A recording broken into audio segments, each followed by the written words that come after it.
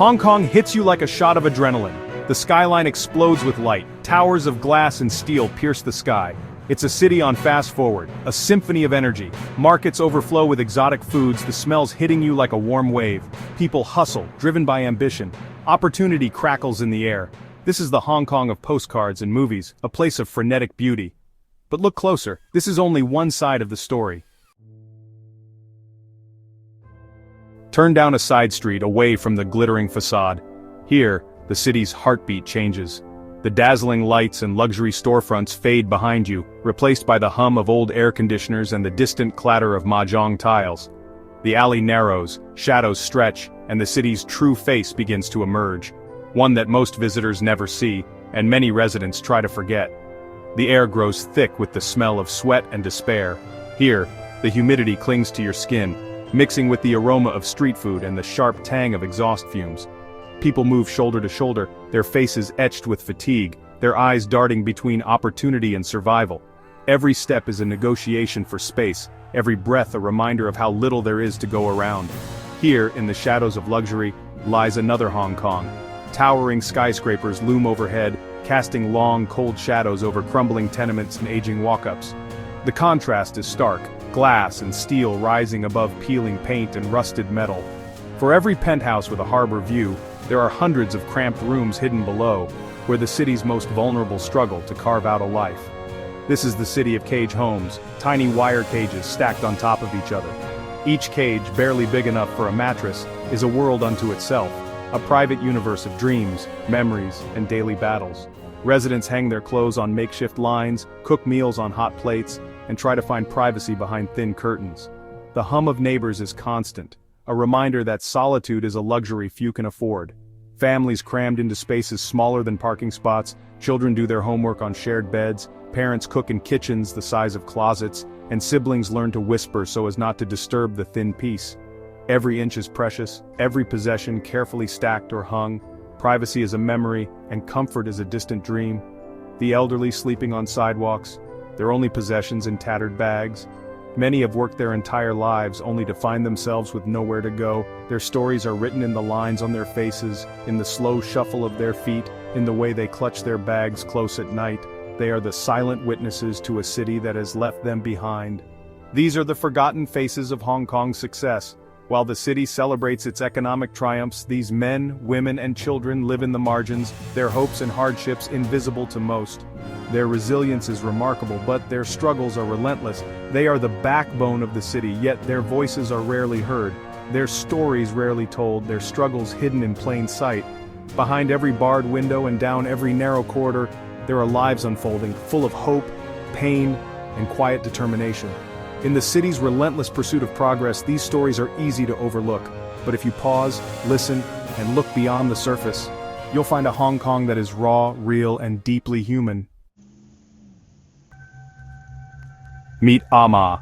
In the bustling heart of Hong Kong, where skyscrapers pierce the clouds and neon lights flicker late into the night, Ama moves quietly through the chaos. She is a familiar figure to many, yet invisible to most. Her story is one of quiet endurance, a testament to the strength it takes to survive in a city that never truly sleeps. She's 80 years old, her face etched with a lifetime of hardship. Each wrinkle tells a story, of sacrifices made, of dreams deferred, of a life spent working tirelessly for her family. Her eyes, though tired, still hold a spark of resilience, a glimmer of hope that refuses to be extinguished by the relentless march of time. Every day, rain or shine, she pushes a cart piled high with cardboard through the crowded streets. The cart is heavy, its wheels squeaking under the weight, but Ama presses on. She weaves through traffic and crowds, her small frame dwarfed by the towering stacks of cardboard she collects. This daily ritual is not just a means of survival, it is a battle against invisibility, a way to assert her presence in a city that often overlooks its most vulnerable. Bent over with the weight, she scavenges for scraps, selling them for pennies. The work is grueling, the rewards meager, yet, for Ama, there is no alternative. She sorts through piles of discarded boxes, searching for anything that can be sold to recycling centers. Her hands, weathered and calloused, move with practiced efficiency, turning what others see as trash into her only source of income. This is her only income, her lifeline in a city that has left her behind. While the world around her races forward, Ma is forced to look back, relying on the most basic means to survive. She is alone in the crowd, her struggle largely unnoticed by those who pass her by. Yet she persists, driven by necessity and an unbreakable will. Ma's story is not unique. She is one of many elderly women, often called cardboard grannies, who spend their days collecting recyclables to make ends meet. They form a silent community, bound together by shared hardship and mutual understanding. Each one has a story, a history, and a reason for continuing this difficult work. Thousands of elderly people in Hong Kong rely on collecting cardboard to survive. For them, retirement is not an option. With little or no pension and often no family support, they are left to fend for themselves. The city's gleaming skyline hides a harsh reality. Behind the prosperity, many seniors are struggling just to get by, their backs bent under the weight of a system that has failed them. These elderly workers are a living reminder of the cost of survival in one of the world's wealthiest cities. Their perseverance is both inspiring and heartbreaking, a call to recognize their dignity and to question how a society can allow its elders to be left behind. Hong Kong boasts one of the highest concentrations of billionaires in the world. Yet it also has one of the highest poverty rates among developed nations. This stark contrast is impossible to ignore. Walk down the street and you'll see it everywhere. A homeless man sleeping under a bridge, a stone's throw from a luxury boutique. Children going hungry while tourists dine on Michelin-starred meals. This is the paradox of Hong Kong, a city of immense wealth, riddled with pockets of desperate poverty. How did this happen? How did a city so prosperous become a breeding ground for inequality? The answer is complex, woven into the fabric of Hong Kong's history. Soaring property prices, fueled by a lack of affordable housing, have pushed many into poverty. A legacy of colonialism and a weak social safety net have left the most vulnerable exposed, and, the relentless pursuit of profit often overshadows the needs of the people. The cost of inequality is not just measured in dollars and cents. It erodes the very fabric of society, stripping away dignity and hope. When people are forced to live in squalor, to beg for scraps, to be invisible in a city of excess, it really takes a toll. It breeds resentment, desperation, and despair. It creates a society where some are deemed worthy of success, while others are left to languish in the shadows. The consequences of this inequality are far-reaching, impacting health, education, and opportunity. Life expectancy, which is a key indicator of well-being, is lower for those living in poverty.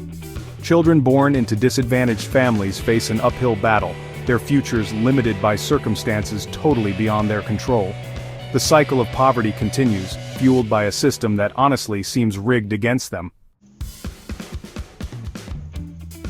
It's easy to get caught up in the energy of Hong Kong, to be blinded by the lights and the glamour, but we must remember the human cost of this success. The elderly scavenging for cardboard, the families crammed into tiny cages, the children going to bed hungry. These are not just statistics, they are people. People with dreams, aspirations, and the same right to a decent life as anyone else. We must see beyond the glitz and the grind to recognize our shared humanity. The inequality in Hong Kong is a stark reminder that economic progress does not always translate into social justice. In this city of dazzling skyscrapers and bustling markets, the gap between the wealthy and the poor is not just a statistic, it's a daily reality for millions. While some enjoy the privileges of prosperity, others struggle to make ends meet, living in cramped, subdivided flats or aging public housing blocks. The contrast is visible everywhere. In the shadow of luxury malls, families queue for basic necessities. In the glow of neon lights, children do their homework in tiny, windowless rooms.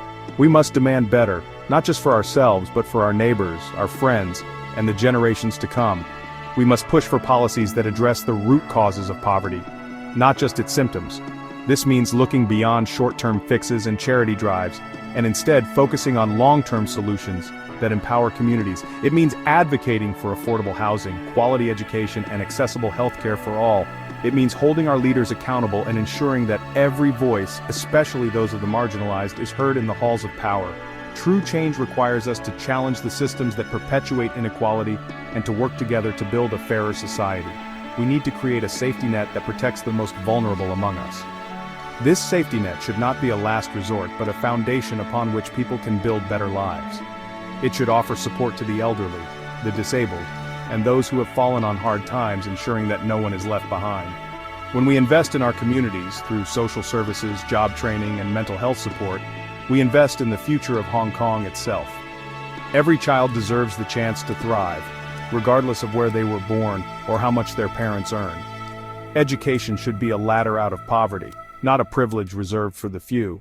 By supporting our schools, libraries, and youth programs, we can give the next generation the tools they need to succeed.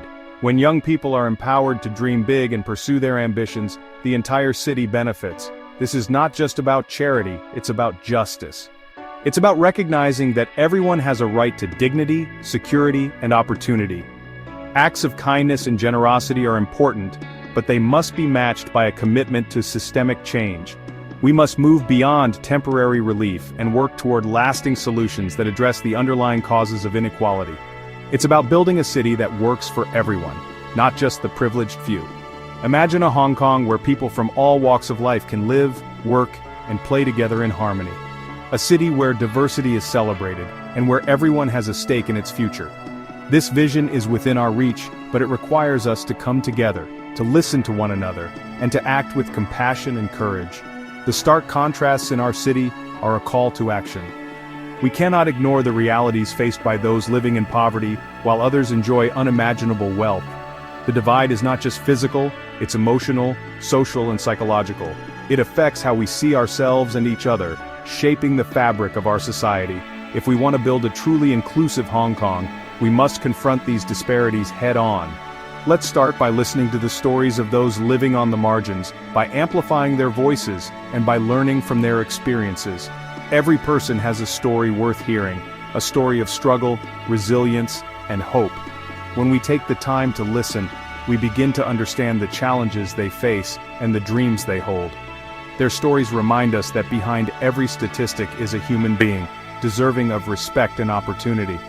By seeing the world through their eyes, we can break down the barriers that divide us. We can challenge our own assumptions and prejudices, and build bridges of empathy and understanding. It is only when we truly see each other, when we recognize our shared humanity, that we can begin to heal the wounds of inequality. Only then can we begin to bridge the divide and create a more just and equitable Hong Kong for all. The journey will not be easy, and the challenges are great. But together, step by step, story by story, we can build a city where everyone belongs, and where hope is not just a dream, but a reality for every resident.